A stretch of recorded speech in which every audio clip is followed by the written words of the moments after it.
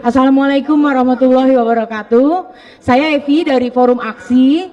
Pertanyaan saya singkat aja buat Pak Deddy Sitorus. Selama ini partai Bapak yang membawa Jokowi menjadi presiden. Kami mungkin semua mau memaafkan dosa-dosanya itu, asalkan mampu gak partai Bapak ini mengadili Jokowi. 9 tahun kemana aja PDIP, seolah-olah tidak ada dinamika. Tapi apakah kita harus cengeng menceritakan bagaimana begitu banyak ketidaksetujuan, berapa kali kami dikhianati, tapi harus menahan diri sebagai partai politik? Saya aja hari ini lagi ditarget nih, ya, yang main gak jauh-jauh, Parcok juga. Kita tahu lah, nanti kita bongkar tuh. Repot gue ini. Sekarang sudah main-main kayak begitu itu, parcok-parcokan. Ya, Hasto kontroversi lagi. Oh, ini Hasto ini kenapa ya? Kinerjanya nggak begitu oke-oke juga terhadap partai. Ya dia sih pinter menjilat, itu doang sih kelebihannya. Tapi dan tahu kalau beberapa waktu yang lalu Hasto Kristianto dipanggil KPK, nah sekarang giliran Yasona Lauli.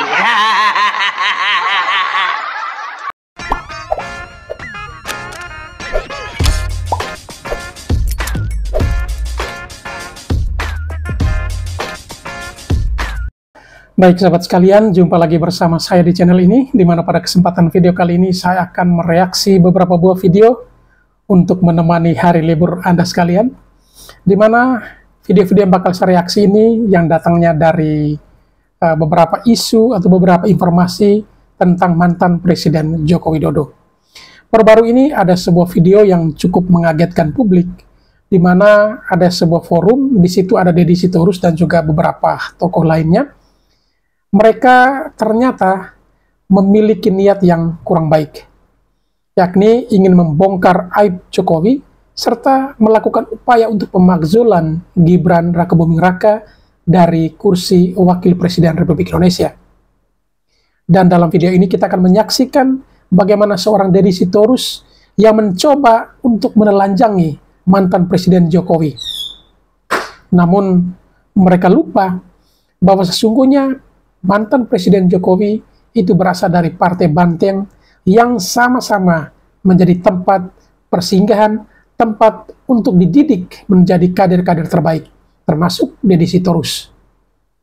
Dan di dalam video ini kita akan menyaksikan bagaimana upaya demi upaya yang dilakukan demi menjatuhkan harkat dan martabat mantan Presiden Joko Widodo bersama keluarganya. Namun ternyata netizen atau rakyat tidak tinggal diam.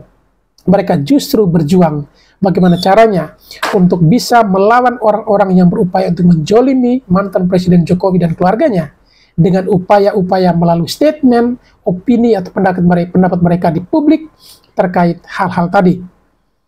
Dan pasca pemecatan Jokowi dan keluarganya dari Partai PD Perjuangan, disinyalir atau diduga kuat bahwa Jokowi bakal membentuk partai baru. Apakah benar bakal membentuk partai baru? Ataukah akan memimpin partai PSI yang saat ini sudah ada dan anaknya sendiri menjadi ketum partainya? Ataukah beliau akan bergabung di salah satu partai besar di dalam koalisi Kim Plus? Tentu hanya Pak Jokowi dan Tuhan yang tahu tentang misteri demikian. Baik, untuk tidak memperpanjang kata, kita langsung saja ke video-videonya. Assalamualaikum warahmatullahi wabarakatuh. Saya Evi dari Forum Aksi. Pertanyaan saya singkat aja buat Pak Deddy Sitorus. Selama ini partai Bapak yang membawa Jokowi menjadi presiden. Kami mungkin semua mau memaafkan dosa-dosanya itu, asalkan mampu gak partai Bapak ini mengadili Jokowi. Kedua, selama 10 tahun partai Bapak tuh turut menikmati.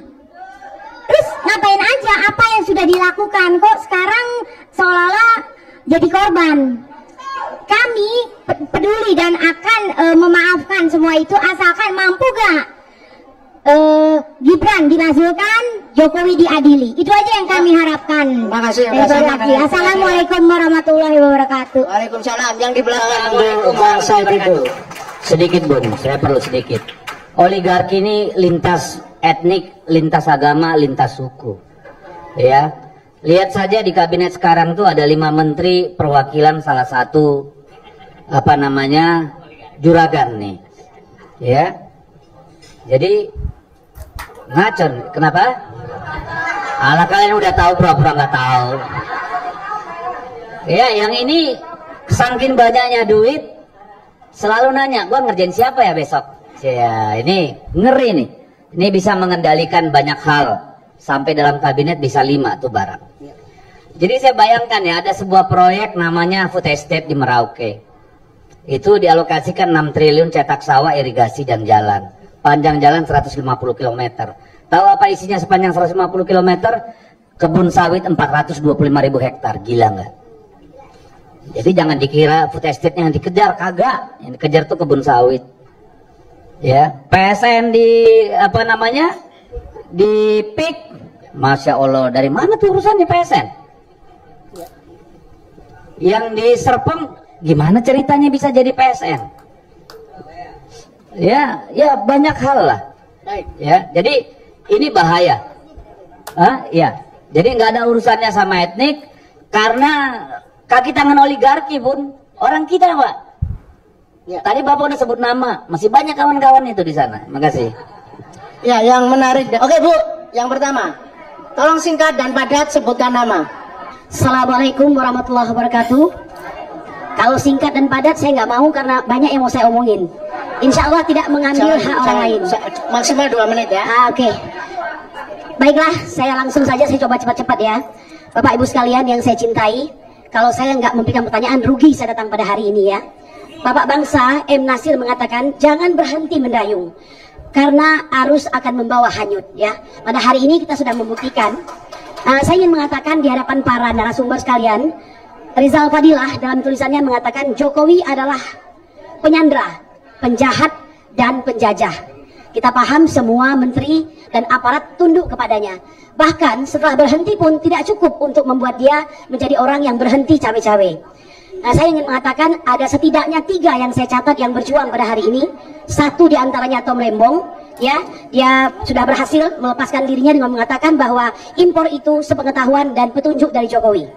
Kedua, manusia merdeka yang bernama Said Didu, yang jelas-jelas ingin memperjuangkan bangsanya, tapi dia justru dilaporkan oleh Ketua Abdesi Desa Blimbing. Kemudian yang ketiga tentu saja dari partainya Bang Deddy, yaitu Mas Hasto, Sekjen PDIP, yang mungkin terinspirasi dari manusia merdeka. Sebelumnya saya ingin mengatakan, saya sebenarnya marah banget sama Bang Deddy Sitorus itu. Cuma alhamdulillah ya, ada perubahan, jadi saya melihatnya agak ganteng dikit begitu.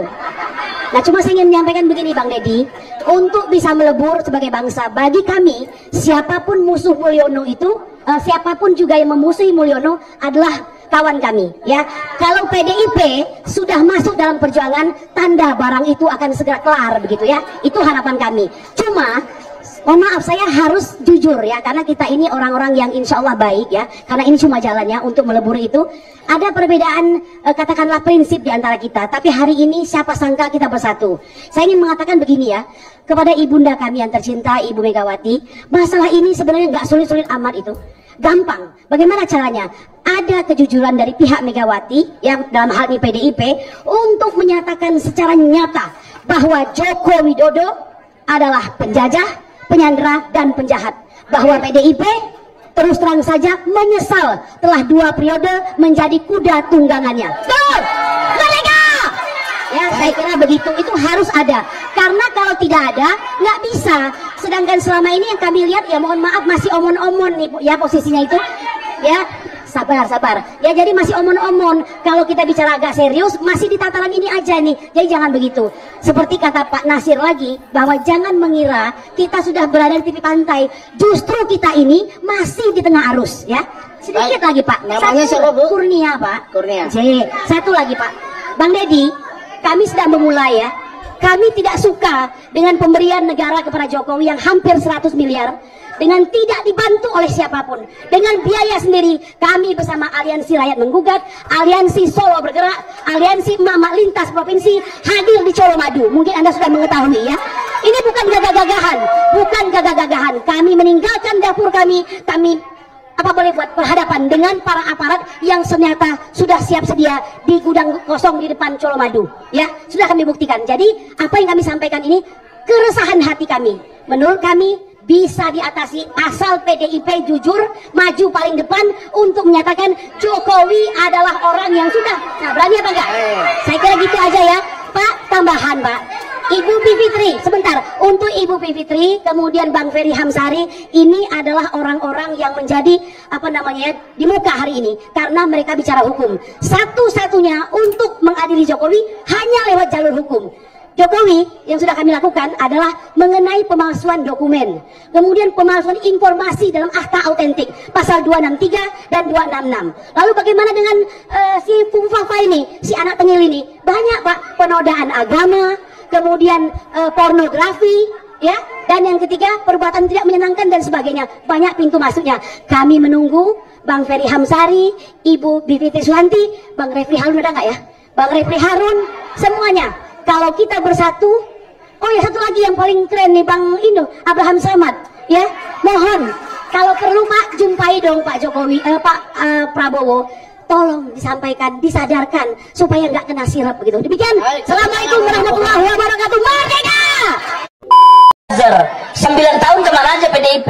Seolah-olah tidak ada dinamika.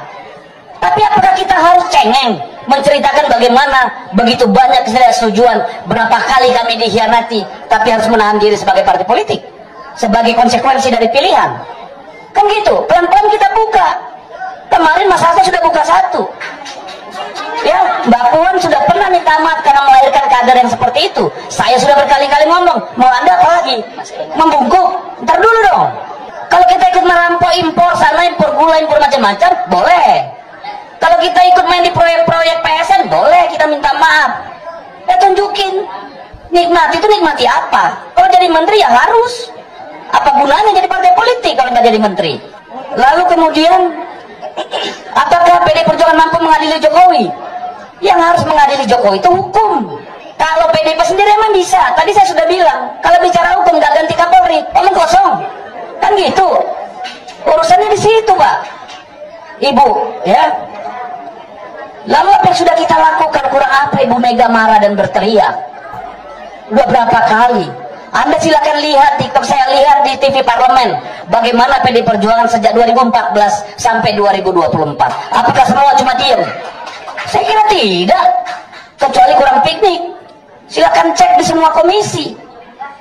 Silakan lihat bagaimana kemarin saya marah-marah sama Menteri Dalam Negeri, Menteri Agraria, dan itu di semua komisi. Bahkan waktu Ibu Mega jadi presiden, fraksi PDI Perjuangan minta berbeda pendapat sama Ibu Mega 3 kali. Jadi janganlah kita ini merasa paling benar gitu loh. Ya, kalau mau marah, ayo marah bareng-bareng. Mau marah sendiri-sendiri juga boleh, nggak ada masalah. Tapi nggak usah merasa paling benar deh. Kami merasa bersalah karena lahirnya Jokowi. Ya, tapi siapa yang tahu Jokowi belok kanan? Mereka aja tertipu, apalagi cuma gue. Yang beneran. Saya aja hari ini lagi ditarget nih. Ya, yang main nggak jauh-jauh, Parcok juga. Kita tahu lah, nanti kita bongkar tuh. Repot gue ini. Sekarang sudah main-main kayak begitu itu parcok-parcokan. Iya kan? Jadi ya kayak gini negara kita ini sekarang, negara kekuasaan. Come on, wake up. Ini negara kekuasaan. Saya tidak menyalahkan Pak Prabowo meskipun dia harusnya bertanggung jawab. Ini karena masih ada Mulyono yang main-main sama Parcok. Mau apa? Ayo tangkap saya. Kan gitu nih urusan. Jangan main-main pakai buzzer. Iya kan, kalau jantan ayo tangkap aja langsung gitu loh. Di kantor kita ditarget juga. Gak apa-apa. Kalau kita belum ditarget, berarti kita belum di jalan yang benar, Bang Faisal. Iya, karena sungguh mudah menjadi pecundang, diam, nggak ngomong apa-apa tentang situasi kita hari ini. Ketua Umum mengevaluasi Patul. Patul tidak perform, mau berhenti Patul. Oh siap. Kok nggak ada manfaatnya di partai ini? Oh siap. Udah begitu aja Pak. Sekalipun kemungkinan Ibu Ketua Umum, udah kamu saya pecat. Oh siap. Kalau saya menjadi Ibu Megawati atau menjadi ketum PDIP, maka Yang paling pertama yang ingin saya evaluasi itu adalah Hasto, bukan Bambang Pacul. Kenapa saya mengatakan begitu? Karena begini, orang yang selama ini sangat tidak suka dengan PDIP, saya yakin mereka lebih tidak suka lagi dengan yang namanya Hasto. Tetapi mereka yang selama ini tidak suka dengan PDIP, mereka masih menaruh rasa respect terhadap Bambang Pacul. Hal ini terjadi sama persis dengan pilkada di Jawa Timur kemarin. Tidak ada satupun dari kita yang tidak menaruh rasa respect terhadap Bu Risma. Meskipun Bu Risma itu adalah calon yang diusung oleh PDIP. Andaikan saya menjadi ketua umum PDIP, maka saya ingin partai saya meskipun berada pada posisi kalah, tetapi saya ingin orang-orang saya, kader-kader saya, sekjen saya masih mendapatkan rasa hormat dari orang-orang yang selama ini tidak suka dengan PDIP. Atas dasar itulah maka saya lebih memilih Hasto untuk saya evaluasi dibandingkan dengan Bambang Pacul. Yang saya tidak habis pikir adalah kenapa Ibu Megawati Soekarno Putri begitu merasa nyaman dengan yang namanya Hasto. Halo, Bapak Bambang Pacul, kader PDI Perjuangan yang saya cintai. Pak, segera Pak, keluar Pak dari PDI Perjuangan Pak. Bapak sudah tidak lagi terlalu diakui di PDI Perjuangan. Bahkan kader-kader senior teman Bapak sendiri juga, mereka seperti acuh.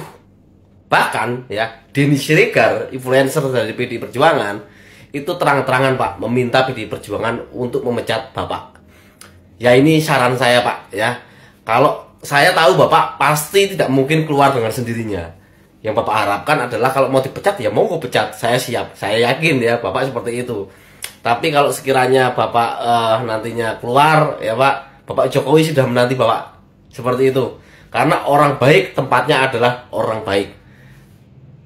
Seperti itu Pak. Karena saya tahu ya kenapa mereka ya membenci Bapak. Karena apa? Selama ini Bapak salah satu kader ya yang realistis, mendukung seorang Jokowi ya, bahkan tidak pernah menjelek-jelekan Jokowi. Saya entah kenapa ya ngefans sama Bapak. Seperti itu, luar biasa. Dan saya mendoakan Bapak Bambang Pacul sehat selalu Pak. Bapak tenang Pak. Perjalanan Bapak partai di PDI Perjuangan itu bukan apa-apa ya. Bapak memiliki nama besar di Jawa Tengah. Saya meyakini itu. Bapak orang yang berpengalaman di PDI Perjuangan. Tapi begitu saja Bapak disia-siakan. Kita tunggu Bapak. Ya! Hasto kontroversi lagi. Oh ini Hasto ini kenapa ya? Kinerjanya nggak begitu oke-oke juga terhadap partai. Ya dia sih pinter menjilat, itu doang sih kelebihannya. Tapi seringkali bikin blunder, seringkali merugikan partai. Gitu. Kalau sebelumnya PDI Perjuangan hanya menang di 6 gubernur, maka sekarang kami menang di 14 provinsi. Bagaimana Ibu nggak senang kalau dilapori oleh sekjennya, sebelumnya PDIP hanya menang di 6 provinsi, tapi sekarang menang di 14 provinsi. Luar biasa. Ini sudah pasti senang hati Ibu. Ya, periode nanti, wah udah Hasto lagi aja sekjennya. Karena dianggap berhasil bisa menaikkan dan menambah kepala daerah dari kader PDIP yang berhasil memenangkan di beberapa provinsi, kabupaten kota lainnya. Luar biasa ini. Coba sekarang kita buka-bukaan dan kita bedah apa kata Hasto yang menang di 14 provinsi tersebut. Luar biasa klaim. Megawati dilarang nonton video ini. Ya, sekali lagi, Megawati dilarang nonton video ini. Karena kalau nonton video ini, begitu udah tahu faktanya, ya kasihan Hasto nantinya. Karena saya bikin video ini tidak bertujuan menjatuhkan Hasto sebagai sekjen PDIP di muka Megawati. Enggak. Enggak. Pak Jokowi yang mencoba kalau tidak bisa mengalahkan Mas Pram, bagaimana dibuat Inilah orang yang suka menebarkan fitnah dan kebencian, ya kan. Pak Hasto ini siapa sih di negara ini? Dia ini tidak ada hentinya gitu loh, selalu menebarkan fitnah, kebencian dan juga kesombongan. Inilah wajah dan karakter dari kader partai PDIP. Sangat memalukan banget. BTW, Pak Pramono itu mendukung dan meminta restu juga dari Pak Jokowi. Bukan Pak Pramono itu tidak meminta restu dari Pak Jokowi. Sudahlah Pak Hasto, Anda itu sekarang ini tolonglah berbicara jujurlah kepada masyarakat. Di mana Anda sembunyikan Harun Masiku sebelum masyarakat geram melihat tingkah laku Anda. Anda tuh pandai lempar batu sembunyi tangan. Sudahlah Pak Hasto, kami rakyat Indonesia ini menunggu di mana kau sembunyikan Pak Harun Masiku sebelum polisi dan kejaksaan menangkap Pak Hasto. Kami rakyat Indonesia sudah tahu Pak siapa partai PDIP itu. Partai penundungan kesombongan dan juga iri hati dan dengki dan juga kemunafikan. Ketika partai PDIP berkuasa di negara ini, Anda tuh semua diam atas segala masalah di negara ini. Giliran Anda menjadi oposisi, Anda berpura-pura baik sama rakyat kecil. Anda tuh siapa di negara ini Pak Hasto? Cuma menjadi beban dan juga masalah di negara ini. Lebih baik partai PDIP dibubarkanlah dari negara ini. Memalukan banget. Organisasi apapun yang dibentuk untuk memberantas korupsi tidak akan pernah mampu. Sekarang polisi ada bidang korupsi, nggak bakal mampu. Korupsi itu bukan cuma persoalan audit. Audit itu kerjanya cuma ngeluruskan, dan ini sesuai dengan aturan. Korupsinya bukan di sono. Korupsi di sini nih. Korupsinya itu adanya di under table money, ada di side streaming, ada di kickback tuh kalau istilah main bola tuh. Ada side streaming, ada tendangan pisang. Tidak akan pernah berhasil. KPK sekarang pimpinan baru nggak bakal berhasil. Tidak bakal berhasil. Ini mantan ketua KPK yang ngomong. Saya bertanggung jawab. KPK yang sekarang pun yang baru dipilih kemarin, Dewas tentunya, tidak akan pernah berhasil. Ayo, siapa mau melanjutkan pertanyaan ini? Ayo, siapa yang berani melanjutkan pertanyaan ini? Bertanya kepada saya, mengapa mantan ketua KPK mengatakan bahwa pemberantasan korupsi tidak akan pernah berhasil, walaupun ketua KPK-nya diganti. Saya samperin yang berani ini. Anda dari mana? Ya, PPA, bekas BPPN ya, Asep. BPKP Pak. Oh BPKP. Anak buahnya apa? Ya Pak. Kenapa? Tadi kan udah jelas Pak, tidak akan berhasil. Kenapa baru sekarang Bapak ngomong begitu?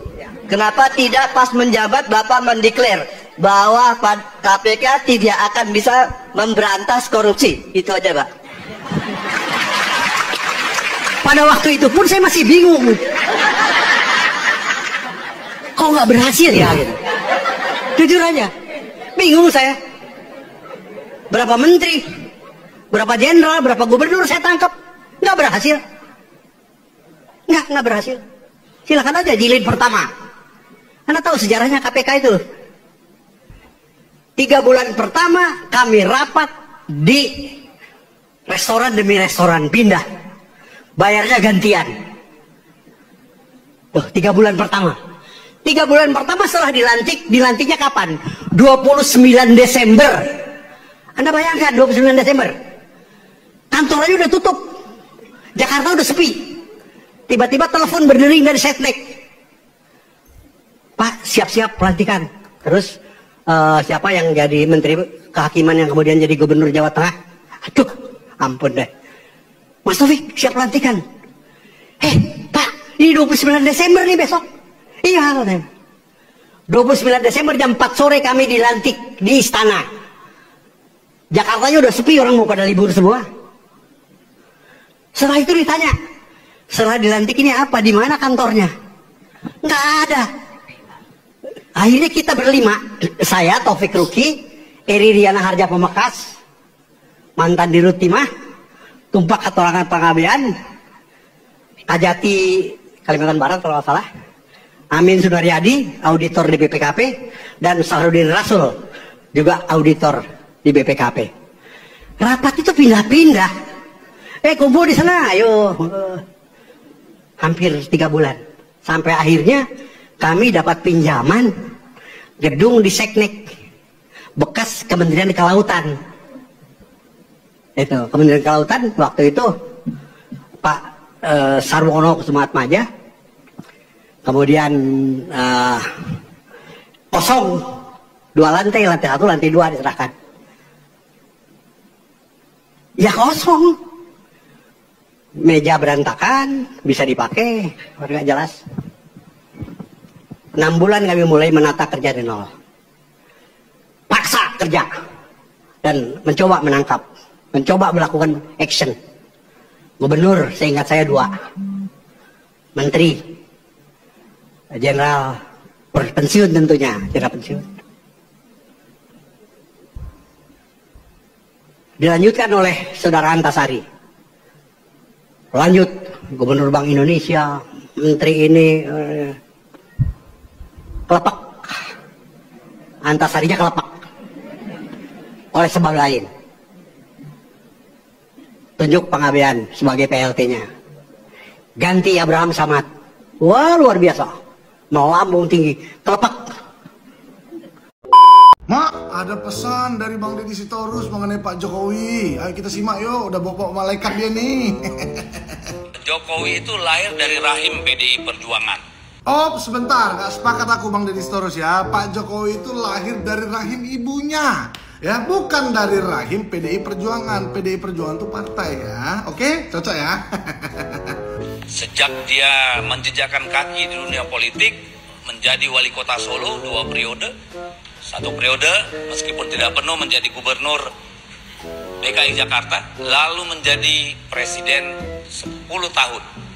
Itu tentu ada andil keringat, tenaga dari PDI Perjuangan.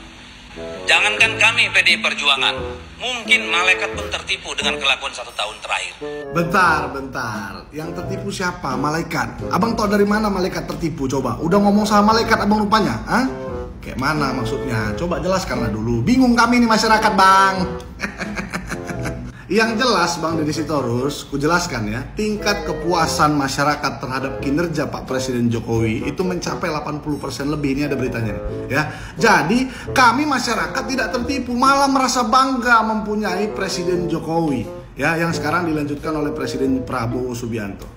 Jadi kalau abang bagian dari 20%, ya nggak ada masalah, silahkan saja. Yang jelas kayak masyarakat tidak merasa tertipu, dan jangan bawa-bawa malaikat. Sakit kuping malaikat itu nanti, ya. Abang bawa dia, abang ketemu pun belum kan sama malaikatnya? Dan tahu, kalau beberapa waktu yang lalu Hasto Kristianto dipanggil KPK, nah sekarang giliran Yasona Lauli.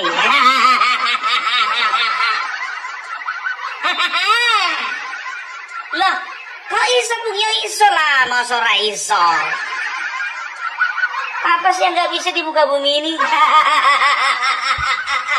Masalah gelengnya itu. Oh, pantaslah kemarin Ibu Megawati mengatakan, kalau misalnya ada dari antara anak-anakku ditangkap KPK, saya akan datangi. Janji ya Bu ya. Janji itu harus ditepati loh Bu. Karena ketika Anda berjanji tapi tidak menepati, maka itu dianggap hutang. Ternyata sudah tercium toh. Pandai ya Ibu Megawati ini ya, dibilang begitu, dipublislah ke masyarakat supaya apa? Nah, supaya ketika Yasona Lauli dipanggil KPK, misalnya dijadikan tersangka, oh itu adalah kriminalisasi gitu. Tapi kami udah semua tahu Bu. Sekarang mungkin kalian bertanya-tanya, apa hubungannya Harun Masiku sama Yasona Lauli? Ada. Udah aku bilang, enggak kaleng-kaleng ketua KPK sekarang. Bintang 3 tuh bos. Kayaknya ketua KPK sekarang kayaknya nggak mempan di kertas ya. Antara dua itu, nggak mempan di kertas atau yang menggertak udah nggak punya backingan. Gas terus bos, gas. Tak ganjel tak, come on, tak, come on. Aduh. Ya ada hubungannya. Jadi ternyata kemarin ya Yasona Lawli dipanggil KPK, tapi beliau mangkir. Katanya tolong dulu dijadwalkan ulang.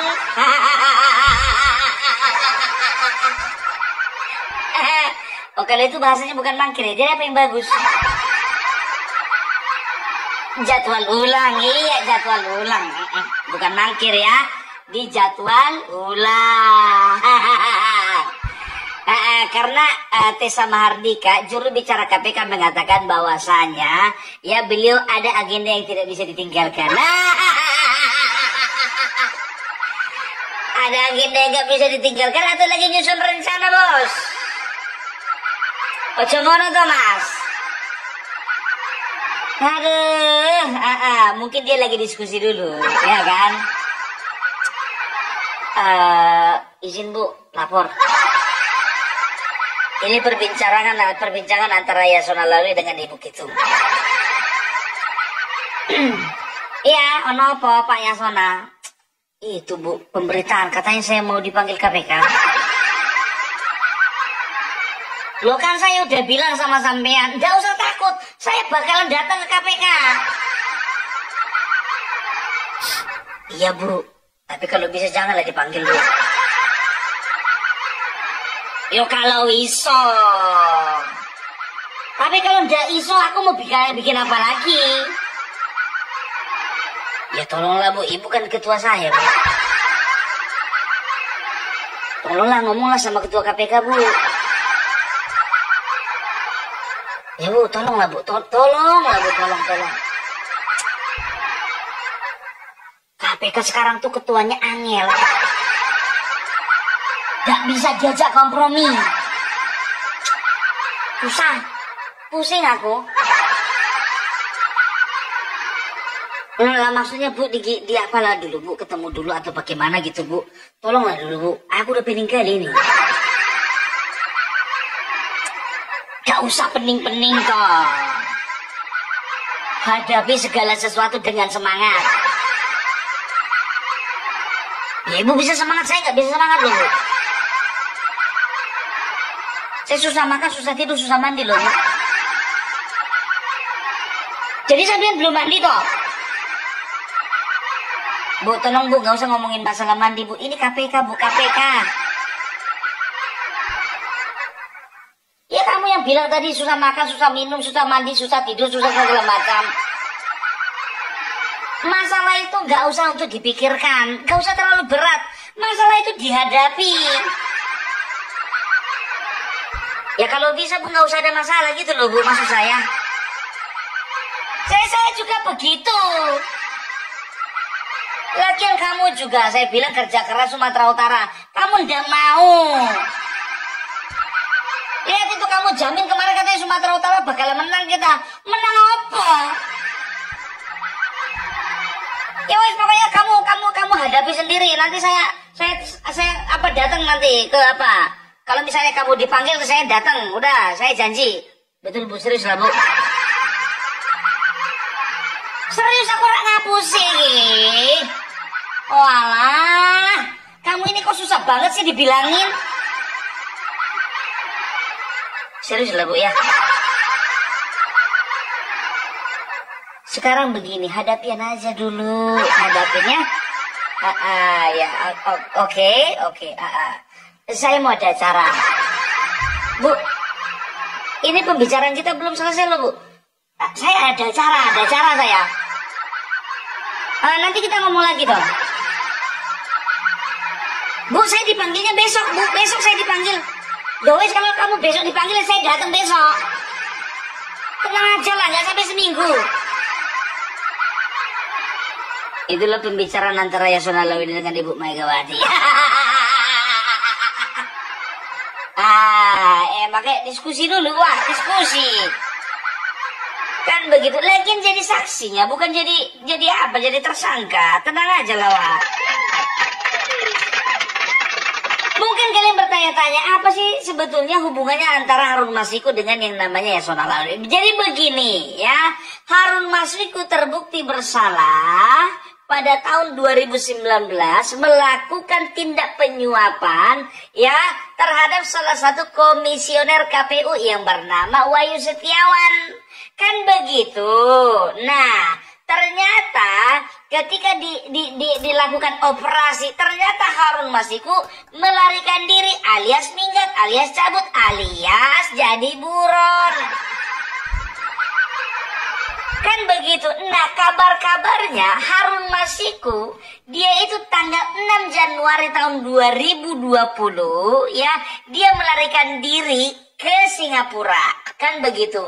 Nah, ternyata ya diprediksi lah ya diperkirakan bahwasanya kasus Harun Masiku ini menyangkut ada beberapa elit politik. Salah satunya Yasona Lawli. Kan begitu. Karena apa? Karena kalau sudah berbicara penyuapan kasus KPK, penyuapan oknum KPU ya, itu artinya apa? Berarti ada campur tangan di elit, kan begitu. Nah, kebetulan waktu itu Koalisi Masyarakat Sipil Anti Korupsi ya, waktu itu melaporkan Yasona Lawli, mengatakan bahwasanya Yasona Lawli mengetahui di mana keberadaan Harun Masiku.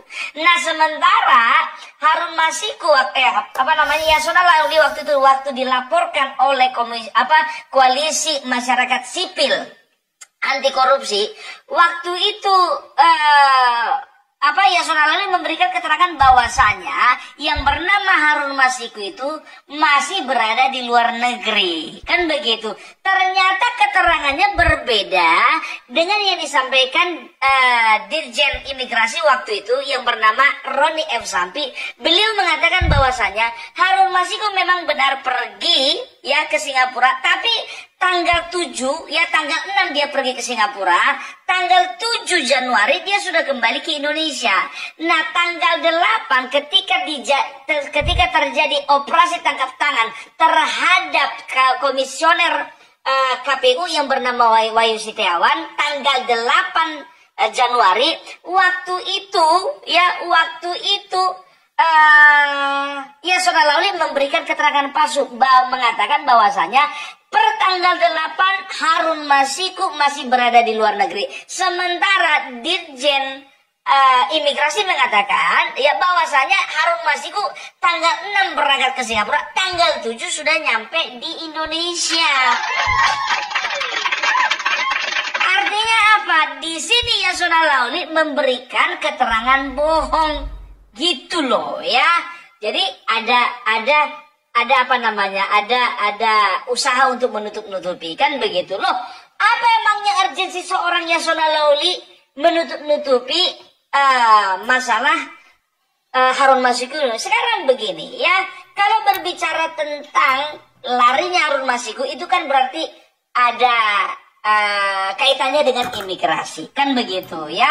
Sementara keimigrasian itu dibawa Kemenkumham. Aku nggak tahu, mungkin waktu itu kong kali kong lah Yasona Lawli dengan beberapa petugas kantor imigrasi untuk membuat keterangan palsu bahwasanya Harun Masiku berangkat tanggal 6 sampai tanggal 8 belum masuk ke Indonesia.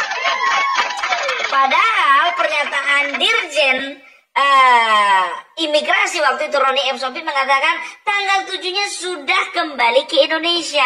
Jadi 6 Januari berangkat, tanggal 7 Januari kembali, artinya hanya 1 hari.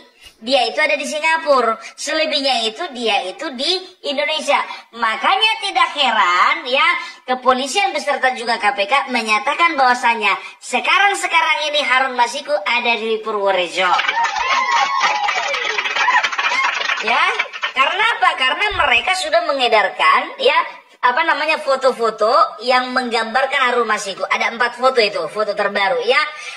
Supaya apa? Kalau misalnya ada masyarakat yang mengetahui keberadaan Harun Masiku, segera dilaporkan kepada pihak yang berwajib. Ditambah lagi ada sayembara yang dilakukan oleh Bapak Marwar Sirait. Ya, sebanyak berapa? Dia katakan 8 miliar bagi siapa yang bisa mengatakan di mana keberadaan Harun Masiku. 8 miliar, Bu. Bisa beli sawah berapa hektar itu? Ya, yuk semangat teman-teman yang di Pulau Jawa, apalagi yang di Purworejo, katanya di sebelah sana ada tercium terendus Harun Masiku. Yuk semangat, yuk semangat. Ya.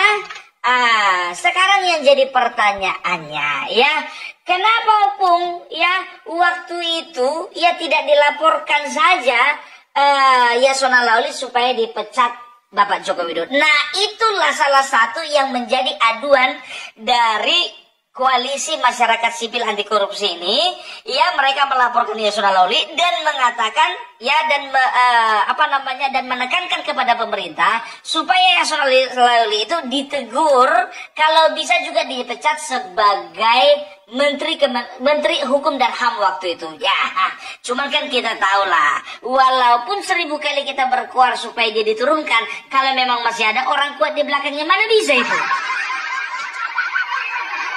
Kan begitu. Nah, keterangan KPK baru-baru ini mengatakan bahwasanya ada keterkaitan antara Yasona Lawli dan juga Harun Masiku. Nah, sekarang ya jadi pertanyaannya, ya, apakah ini bukan merupakan tindakan kriminalisasi? Kenapa tidak dari kemarin saja dipanggil KPK ini Yasona Lawli? Ternyata jawaban KPK apa? Karena waktu itu alat buktinya belum tercukupi, belum terpenuhi. Kan begitu. Nah, sekarang alat buktinya, bukti-bukti sudah mengarah kepada Yasona Lawli, mau nggak mau harus dilakukan pemanggilan. Kan masih dipanggil bro, belum ditangkap. Datang aja susah amat, Hasto aja dipanggil datang dia. Masa kau ndak mana nyalimu? Itu dia, makanya ya, jadi untuk Yasona Lawli kalau bisa dikatakan ya, dia agak kurang memungkinkan untuk tidak tahu keberadaannya Harun Masiku, karena kawan inilah yang berusaha menutup-nutupi di mana keberadaan Harun Masiku. Dan tahu enggak kalian ya, Undang-Undang Nomor 31 Pasal 21 ngomong undang-undang Opung Parbela, wak ngeri. Ngeri wak kalau udah masuk undang-undang. Ya biar ini terang benderang, jangan hoax kita. Jadi menurut Undang-Undang Nomor 31 Pasal 21 tahun 1999, ya Undang-Undang Tipikor mengatakan barang siapa berusaha untuk menghalang-halangi penyidikan maka akan dikenai pidana. Gitu, ngomong sama Opung Parbelak begitu, harus pakai undang-undang. Jadi nggak asal nyablak gitu loh. Ini enggak, kalian bilang lagu ini penjilat, kalian bilang lagu ini ngomong nggak berdasar, kalian bilang lagu ini ngomong nggak berdasarkan informasi. Full informasi sama aku biar tahu kalian. Itu dia, jadi masyarakat jangan dibodoh-bodohi. Ya, tidak ada niat KPK untuk mengkriminalisasi yang namanya Yasona Lawli. Memang dia sekarang menjadi anggota dewan, kan begitu. Nah sekarang, mau dia menjadi anggota dewan kayak sekarang, mau dia menjadi menteri kayak sekarang, nggak masalah. Yang penting ketika dia tersangkut paut dengan masalah penyuapan ini, maka dia akan dipidana sesegera mungkin. Iya kan? Itu dia. Jadi kan udah jelaskan apa keterkaitannya antara Harun Masiku dengan Yasona Lawli. Tepuk tangan dulu kita. Nah, kalau terbukti ya ini namanya obstruction of justice gitu dia. Menghalang-halangi penyidikan. Jadi jangan dihalang-halangi penyidikan. Udah, datang aja lah susah kayaknya. Berikan keterangan yang sejujur-jujurnya gitu loh, susah kan ya. Apa sih susahnya ngomong jujur?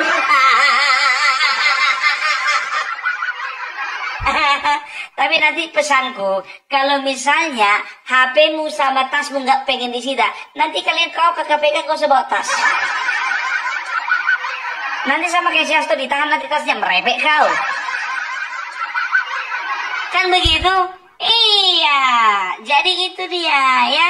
Jadi jangan pernah kalian katakan ini adalah usaha untuk mengkriminalisasi PDIP. Tidak, tidak ya, karena gimana pun juga semua ada proses ya. Waktu itu mungkin waktu dia jadi menteri ya, waktu itu bukti-buktinya belum mengarah ke dia, belum kuat. Nah sekarang makin kesini makin kuat. Aku pun nggak tahu entah kenapa. Kok bisa makin kesini makin kuat ya? Itu dia ya. Tapi jujur aja aku bilang, aku agak tanda tanya juga ini ya kan. Ini Harun Masiku ini kan bisa dikatakan kan jumlahnya kan kecil itu kan. Apa namanya uang yang terkait dengan masalah Harun Masiku ini kan kecil. Tapi kok sampai saya begini kan begitu kan. Kalau dipikir-pikir kayaknya tambang apa namanya korupsi tambang timah segala macam itu kan lebih besar itu triliunan. Kok yang ini yang sedikit ini kok jadi pusat perhatian gitu. Ternyata kenapa ini beritanya booming? Karena ini melibatkan banyak elit politik. Iya, banyak yang kira yang kalian. Gitu dia, tapi tenang saja. Mau Deddy Sitorus, mau Hasto, mau Yasona Lawli, entah siapapun itu dipanggil KPK, Ibu Ketua Umum kan bersedia untuk datang kan? Ya nggak tahu datang untuk apa, atau cuma sekedar menjenguk, nggak tahu, yang penting datang Itu dia, jadi udah jelas informasi tadi ya. Jadi ini kuulang sekali lagi supaya jangan terjadi salah paham ya. Harun Masiku melakukan tindakan penyuapan ya terhadap beberapa orang, termasuk salah satunya itu anggota komisioner KPU yaitu Wahyu Setiawan ya, terbukti pada tahun 2019. Nah ternyata si Harun Masiku ini ya, dia mungkin sudah tahu atau sudah diendusnya bahwasanya akan dilakukan OTT, melarikan diri dia tanggal 6 Januari tahun 2020 ke Singapura, kan begitu ya. Ternyata tanggal 8 dilakukanlah OTT terhadap Wahyu Setiawan tadi, anggota komisioner KPU tadi. Nah ditanyailah si Yasona Lawli ini, dan dia memberikan keterangan palsu mengatakan bahwasanya ya Harun Masiku itu sampai tanggal 8 itu masih berada di luar negeri. Padahal Dirjen Imigrasi waktu itu Roni F. Sompi mengatakan bahwasanya Harun Masiku itu berangkat tanggal 6, pulang lagi tanggal 7, kan begitu. Jadi ketika dilakukan operasi tangkap tangan terhadap Wahyu Setiawan, Harun Masiku itu terbukti sebetulnya sudah ada di dalam negeri di Indonesia. Nah usaha menutup-nutupi inilah yang tercium oleh KPK bahwasanya Yasona Lawli ya secara meyakinkan ya melakukan usaha-usaha untuk obstruction of justice. Jadi seperti itu ya. Jadi kalau bicara kenapa nggak waktu dari menteri dulu, waktu itu buktinya belum terpenuhi. Nah kan udah gue bilang dari kemarin itu, kalau bicara tentang Harun Masiku ini nggak ya ini sebetulnya polisi dan juga KPK udah tahu sebetulnya keberadaannya dia di mana. Cuman masih ingat nggak kemarin aku bilang ya, cuman ini harus dipancing dulu, jangan langsung ditangkap. Karena apa? Ya, supaya lebih banyak yang ditangkap. Ya iya dong, biasa itu. Kalau misalnya ada satu kasus contohnya, jangan cuman pelakunya aja, siapa otaknya, siapa yang membantu, siapa yang terlibat, siapa penadahnya. Kalau misalnya dia kasus pencurian dan segala macam ya kan? Jadi seperti itu ya. Jadi jangan pernah kita itu mengatakan bahwasanya ya ada kriminalisasi terhadap Yasona Lawli. Tidak, bohong itu. Ya, udah jelas ya. Jadi Ibu Ketum, saya titiplah Yasona Lawli sama Ibu ya. Karena Ibu Ketum kan sudah dengan sadar dan meyakinkan mengatakan bahwasanya kalau siapa ada di antara mereka ini semua diangkat KPK, saya akan datang. Mudah-mudahan ada solusi ya kan begitu ya. Tapi yang namanya melanggar hukum itu harus terima konsekuensinya. Ya kan? Itu dia repot ya kalau nggak ada orang kuat.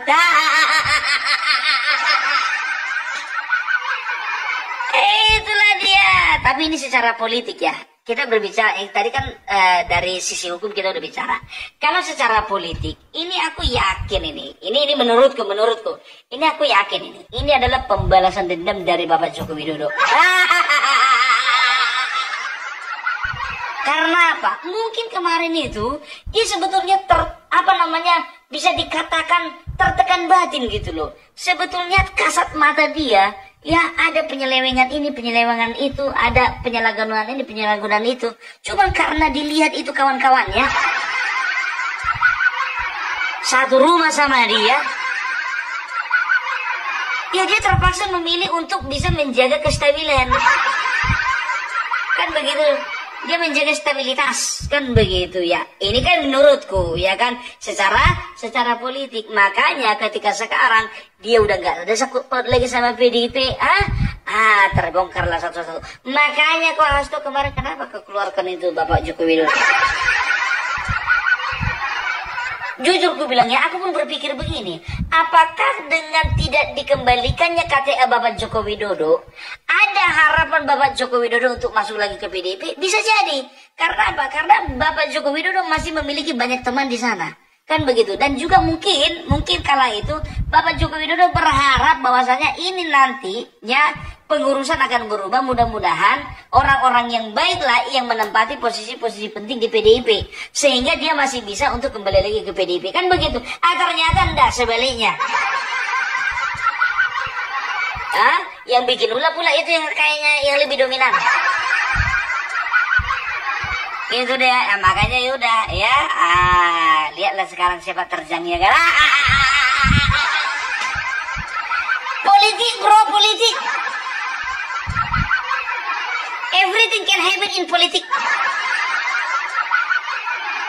And nobody can know, ya, nggak akan ada orang yang tahu kapan kau bisa jadi temannya dan kapan kau bisa jadi lawannya.